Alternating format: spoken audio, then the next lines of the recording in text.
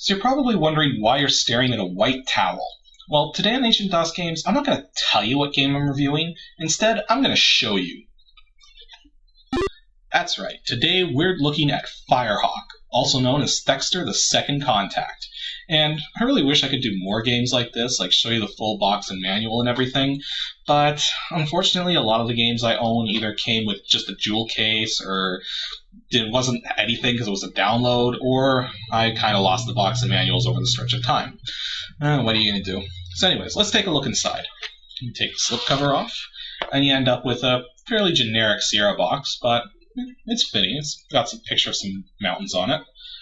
Then you open that up, and voila!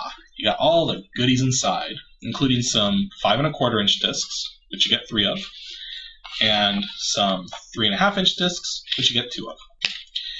And then you get the manual, and the manual's pretty interesting because it starts out as typical manual fare, like contents, story background, stuff like that, but then it becomes a comic book. Yeah, I wasn't quite expecting that. And then it turns into a normal manual again. We'll get back to that. And next week, okay, who here remembers Prodigy? Probably none of you. Well, basically, before the internet, you had services like Prodigy and CompuServe and stuff, and basically they let you go online before there really was the kind of online place we know of, connecting at the fast, high speed of 2400 baud. Yeah, that wasn't very fast. And then finally we have the warranty card. And, upside down, warranty card. Because you had to mail this in and, wait, it's upside down? How did that happen? Double upside down. Yeah, you mailed this in and that activates your warranty. Please retain the card, this card, and urgent! Yeah, I like how it says urgent in bright red letters, like something's gonna happen, like the planet's gonna explode if you don't send this in. And considering the story of Thexder, if you don't beat the game, planet kinda does explode. But anyways, here's the thing I wanted to really talk about, though, was the comic inside this manual. So let's take a look at this comic. The Nedium Incident. It's pretty curious that this is the only page in the entire manual with any color in it. And they chose a really strange shade of purple. I'm not going to go over the entire thing, but basically the comic talks about the crew of the USWS Rapina that intercepts an asteroid that's a long way from Earth, but slowly closing towards it. They decide to investigate, sending in 2 people, Mac and Arthur, suited up in Thexder robots. I'd feel a whole lot better if Thexder's had more firepower. I love that line, because it's like, dude, you have a freaking giant armored robot equipped with an auto-targeting laser system and a nearly impenetrable shield. How much more firepower do you need? Anyways, they go in and end up finding some robot that's kind of big and kind of powerful, kind of destroys Arthur's Thexder robot. Yeah, that mission could have gone better. While all this is going on, though, the Rapina gets a transmission that says the asteroid's been taken over by some race known as the Nedium. Then, for the next 7 years, the Rapina tracks the asteroid from a safe distance, developing a new heavy Thexder to go in and stop the asteroid from colliding with Earth. It probably has a... Wait... Rapina? What the? There's a typo in this comic. The name of the ship is Rapina. R-A-P-A-I-N-A. Oh, wow. Well, I guess there's no point complaining. The game is 20 years old, and if you look close enough, you can tell that all the lettering in this comic was done by hand. There's no typeface involved. Anyways, so yeah, during those 7 years, they developed a new Thexder robot known as the Firehawk. More armor, better shielding, better lasers, added missiles, and just as capable of transforming between walking man and flying jet. The comic ends with Arthur's girlfriend Joanne sneaking out in the new Firehawk and reading the manual en route to the asteroid. This way she can find out if Arthur is still alive and try to defeat the Nedium in the process. So yeah, let's be honest here, it's a bad comic, but it does help set the tone and get the player in the mood, and while it may be cheesy and corny and pointless, it's still neat to see something like this included with an old video game.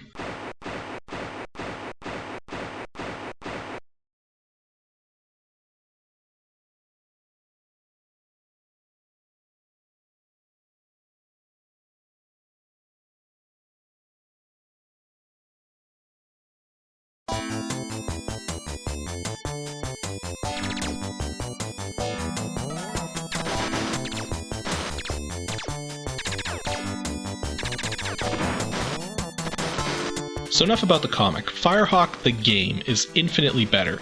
It has a lot of music, it has good graphics, despite being limited to 16 colors. It's challenging without being too sadistic, and while the controls do take some getting used to, they're as simple as they could make them. It's still curious to me though why they would rebrand the game as Firehawk and downgrade Thexder to a subtitle. But hey, maybe they figured Firehawk was a better name. Except that every Thexder game afterwards was called Thexder.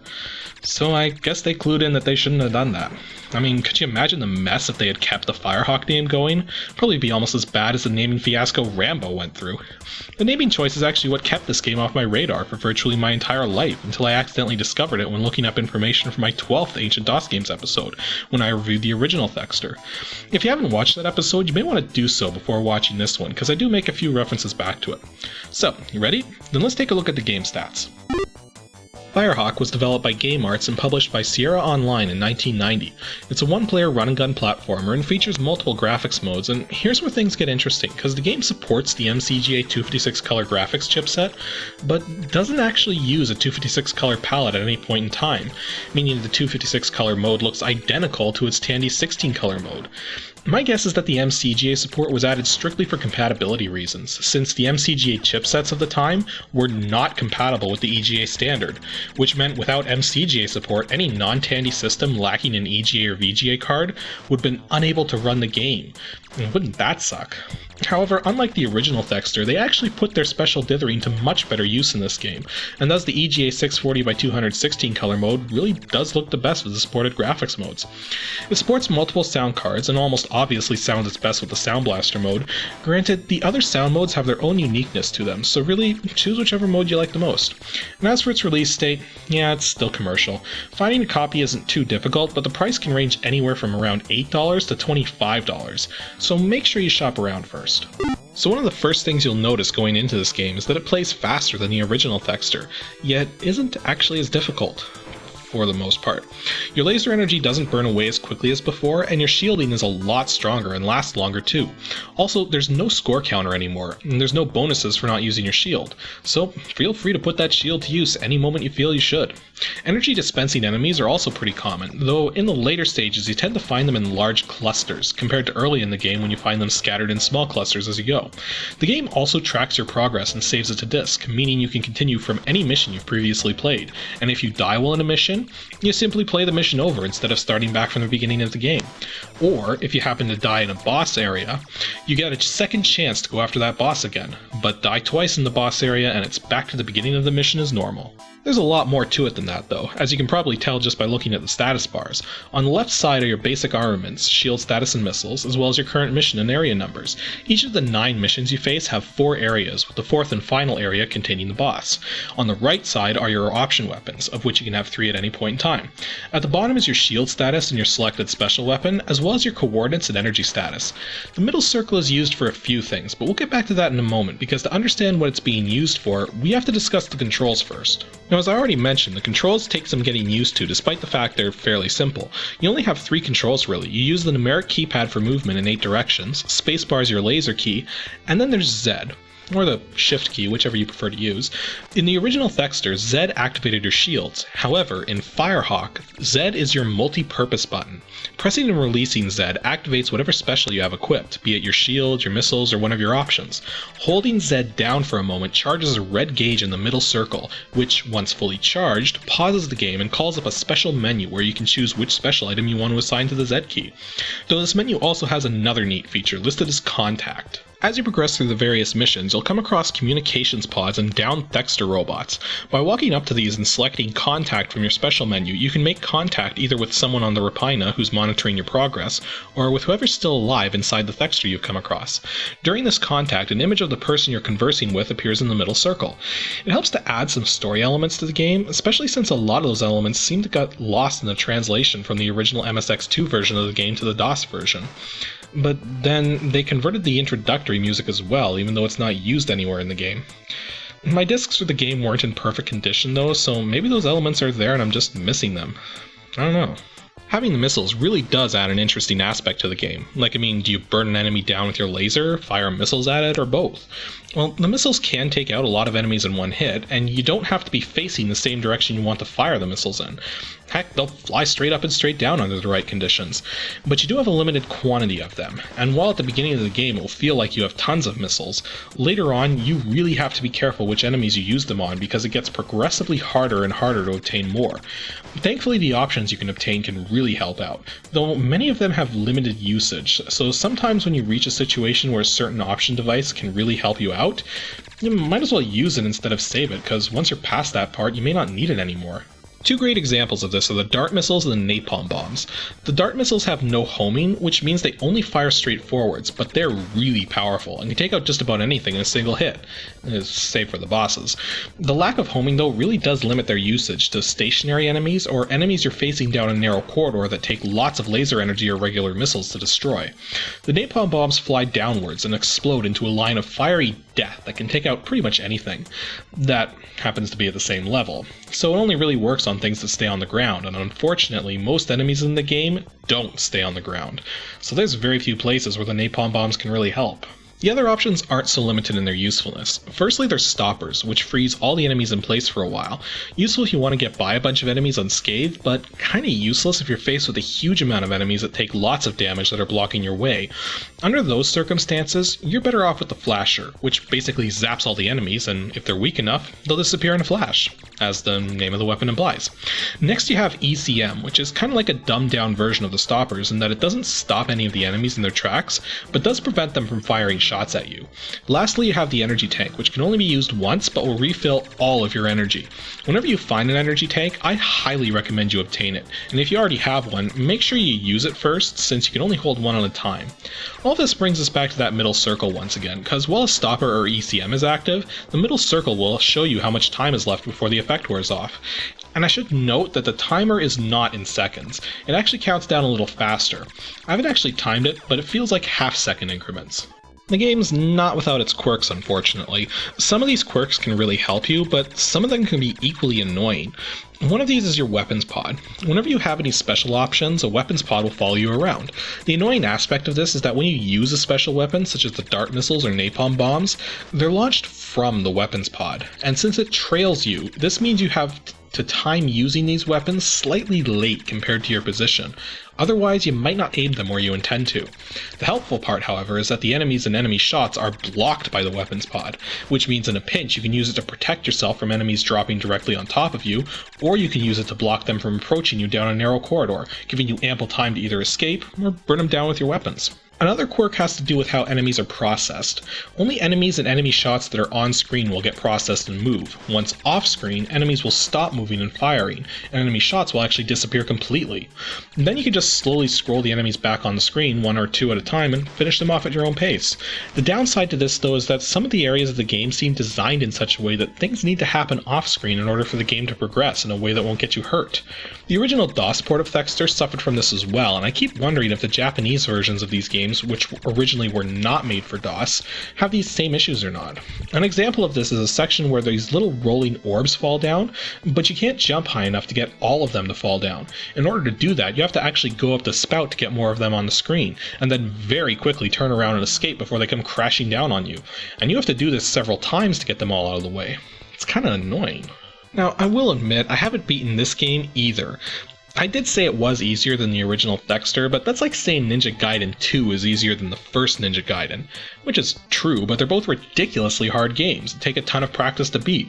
That's what you get with Firehawk. It's a game that's really challenging, but with a nice progressive difficulty curve that doesn't force you to start the entire game over if you die just once, unlike the original Thexder. There is one last thing I want to address though, and that's the special Dillard Graphics that the game offers. When running in the 640x200 EGA mode, since the horizontal resolution is double that of the usual 320x200 modes, combinations of two side-by-side pixels are used to simulate more than the 16 color limit that can be shown on screen at any moment. Back in my review of the original Thexder, I came up with a trick to blend these pixels together to see just how many colors are being simulated.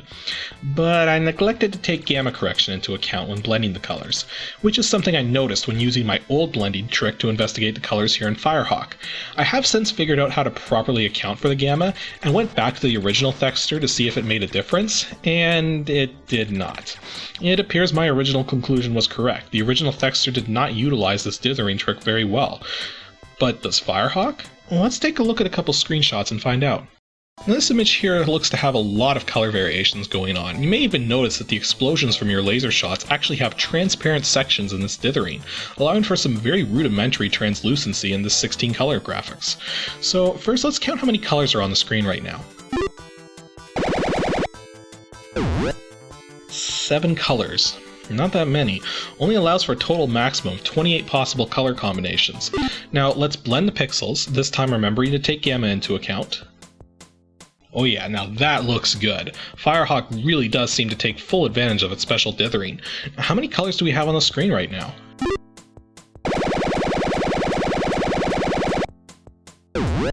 "26 colors. Sweet. Those 7 colors are being used nearly to their maximum potential. Though, is it just me, or are most of those colors in the status bars? Not counting the status bars all around the edge of the screen, how many colors are in just the gameplay? 18 colors. That's actually still more than the 16 color limit, so that means the dithering really is increasing the color potential in the gameplay, even if only by a little. Let's do one more image. This image has a different variety of colors going on, and there's even some greens in the gameplay. And yeah, some of the energy tanks are fake and need to be destroyed. What are you gonna do? Anyways, how many colors do we have on screen right now? 7 colors. Again, the same 7 colors even. Well, let's blend the pixels. Yep, still looking good. Have we finally maxed out the color potential to 28?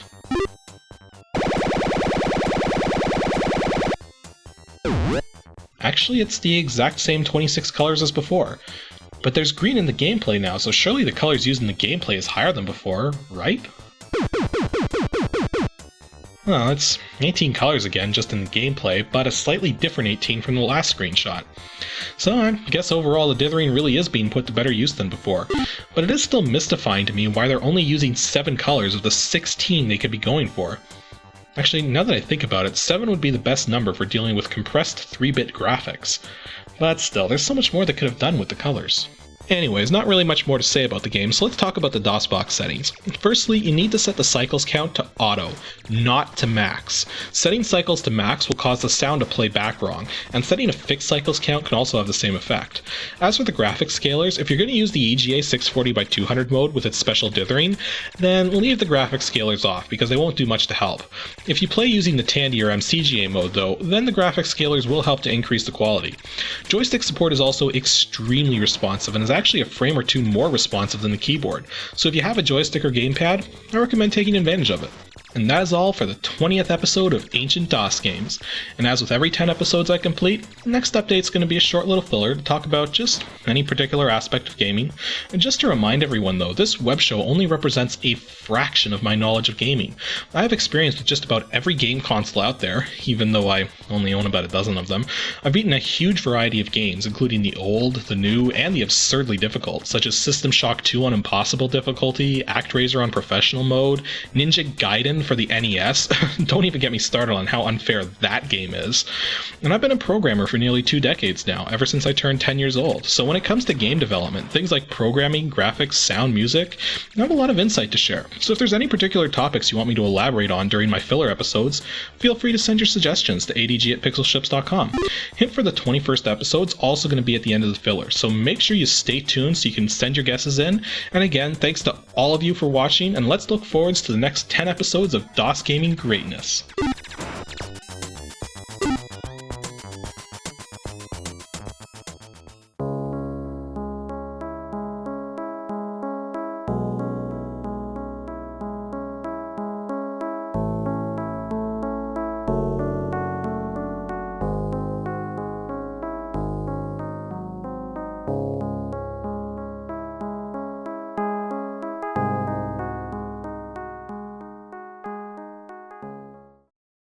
By the way, here's a page from the comic, and I don't think I even have to say what's up with it. And if you can't figure it out, don't worry. Nobody's gonna hurt you. Just lie back and think how happy you are.